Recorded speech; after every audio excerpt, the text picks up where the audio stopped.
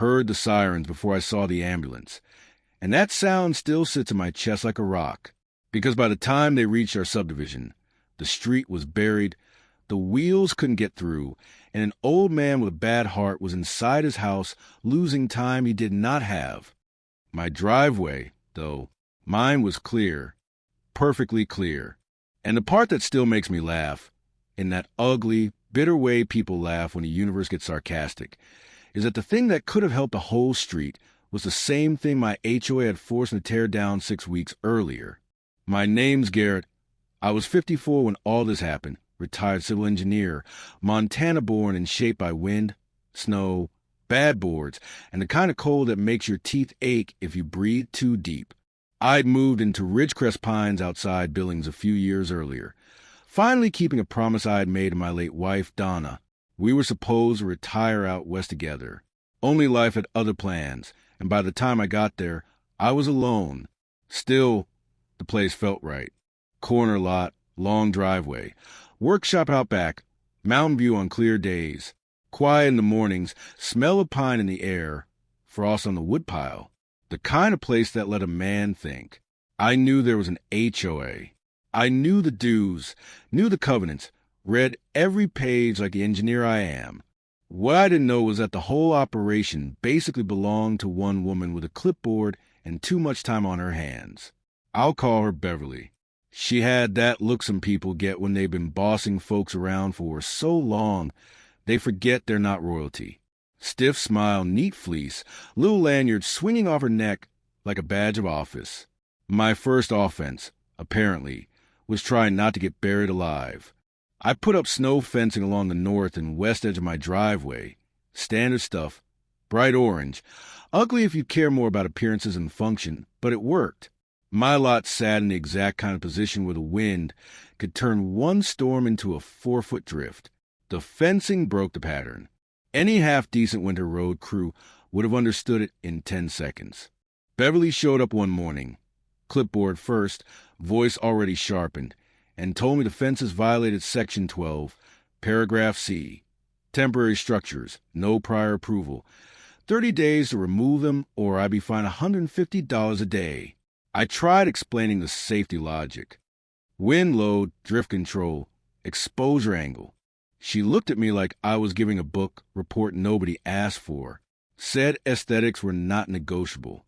So I appealed, wrote it up properly, included weather data, photos, engineering notes, the whole thing. Went to the board meeting, thinking maybe facts still mattered somewhere. They denied it 3-0. Beverly led the charge. The other two just nodded along like dashboard dogs. So I took the fences down myself. Every stake, every section, photographed the whole process, time-stamped it, and started a file. That's the thing people like her never understand. Some of us get quiet when we're angry, not because we're beaten, but because we're measuring. Winter started easing in, and with it came the little signs that Beverly wasn't satisfied just winning once. I got a warning about my Christmas lights being too bright. Mine were simple white LEDs, clean, modest, nothing wild. Beverly's place looked like a holiday casino explosion. Blinking deer, giant inflatable snowman, lights pulsing like a runway. I photographed that too, went back to Covenant, and found the usual nonsense. Vague wording, undefined standards, sole discretion all over the document. That phrase shows up a lot when people want power without accountability. I wrote back politely, asked what measurement standard they'd used. Her answer boiled down to this: rules for the exceptions for me. That's when I called an attorney in Billings, a sharp woman named Deirdre. I wasn't ready to sue anybody yet. I just wanted to know the landscape. She told me something that changed the whole way I looked at the fight.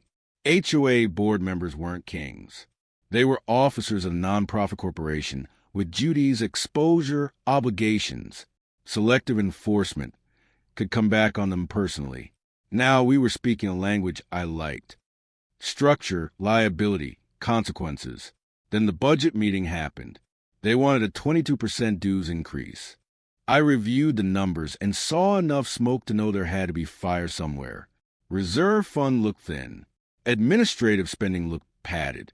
I asked questions in writing, got nothing useful back, then stood up at the meeting and asked them out loud. Beverly dodged everyone. Afterward, one of the board members, Marv, slipped me a card for the county assessor's office and told me I might want to look into the HOA's nonprofit filing. That little move changed everything. I got the records, sat down with coffee one Sunday morning, and found 3 things that made the room feel smaller. First, the HOA had misrequired annual reports for 2 straight years. Second, the listed board information was outdated. Third, the reserve fund was laughably low. Not a little low, dangerously low.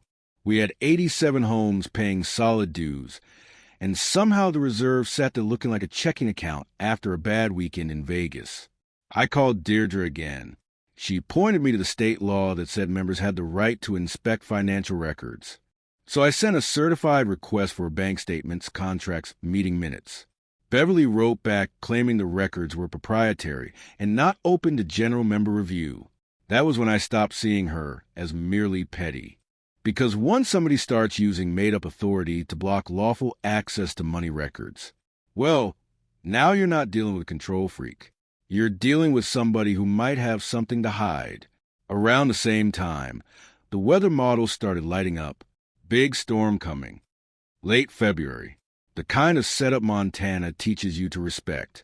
Heavy snow, hard wind. The kind that drifts sideways and turns neighborhoods into traps. The fences were gone, but I noticed something important in the covenant. It talked about temporary structures, freestanding barriers, things not anchored to permanent foundations. What it did not talk about was grading or landscaping. So I designed low bermed, compacted earth mounds along the northwest edge of my lot, then planted arborvitae in a staggered line. Permanent landscaping, not a structure, not prohibited. Same effect as a fencing. Cleaner on paper, stronger in a fight. Got everything documented, every receipt, every permit note, every check. Beverly noticed in under 2 days. Of course she did. She tried a nuisance clause next, broad enough to mean anything, vague enough to mean nothing. But even there, the cure period ran long enough to carry me past the storm. So while she was still inventing ways to say no, I started talking to neighbors. That's where the story shifts, because it stopped being just about me.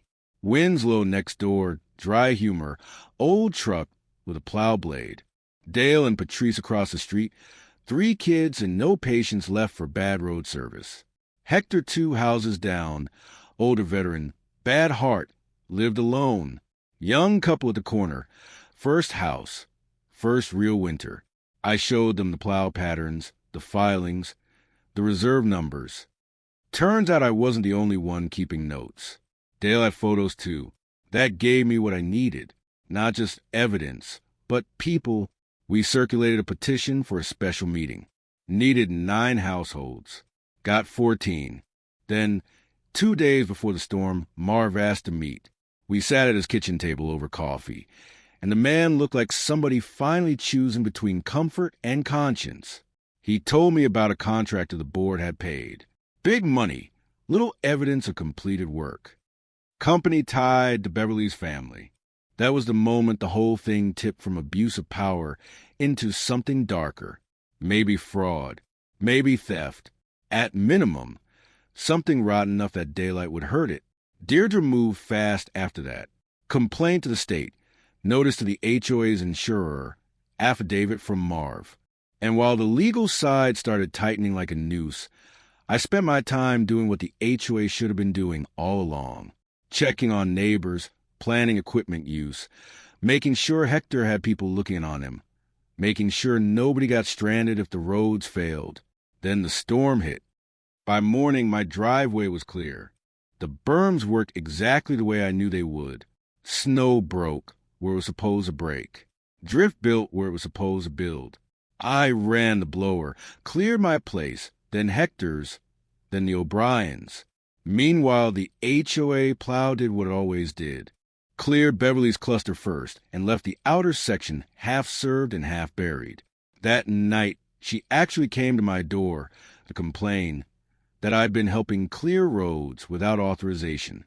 I remember looking at her, snow still falling behind her, the whole world muffled in white, and thinking, this woman really would rather defend procedure than save people.